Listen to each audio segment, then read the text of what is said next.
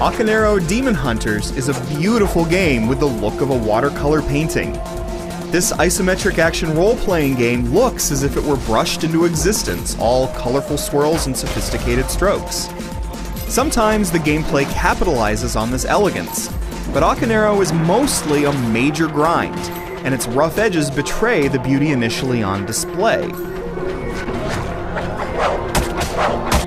Whether or not you spend money on microtransactions in this free-to-play game, you spend a lot of time repeating content, hoping to earn the right to finally see something new.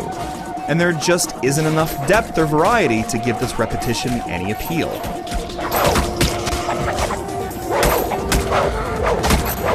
Yet there's no denying that Akaneiro draws you in at first thanks to its lovely visuals and evocative Japanese setting. You can play the game in a browser window, but to see the game at its best, you should download the standalone client. Either way, you must sign in and remain connected to the internet to play, even though there is no multiplayer for the time being. You can chat with other players, but the lack of co-op is a noteworthy disappointment. Akaneiro's structure is simple. A small village serves as your hub. Here, you purchase skills, weapons, armor, and maybe a spirit animal to join you, which serves as a buff. Then, you select the mission to undertake and begin that leg of your journey. There are no health or mana potions to contend with.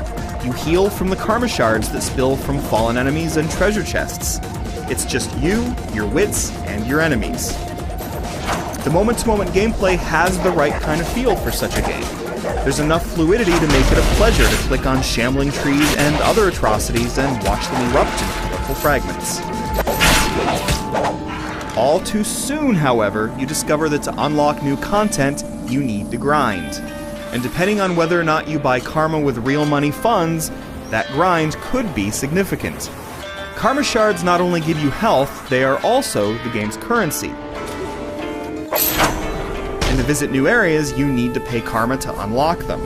Not to mention, you need karma to buy new skills and equipment, among other things. That can mean returning to old areas quite often, revisiting content you've seen once, twice, or more. And even if you do pony up the funds to gain access, you still need to grind for levels. There's no escaping repetition. Granted, each level offers up multiple difficulties called threat levels, and there are some differences in enemy attack patterns and the such between threat levels. But those differences aren't enough to bring necessary variety to Akaneiro. Games like Torchlight 2, Path of Exile, and Diablo 3 offer much more in the way of tactical consideration, level diversity, and pacing shifts. There may be no co-op, but you can summon an AI mirror of another player to join you. It's nice to have an ally, but this is where some of Akaneiro's problems come to the forefront. Your companion doesn't make good choices, running into the fray all willy-nilly. There's no way to tweak AI behavior, so it's common to watch your henchman fall in battle while wailing away on a boss without regard for its attack patterns. You can't bring him back either, so once that happens, you're on your own. And bear in mind, you don't earn any experience unless you complete the mission, so losing your companion can be a real setback.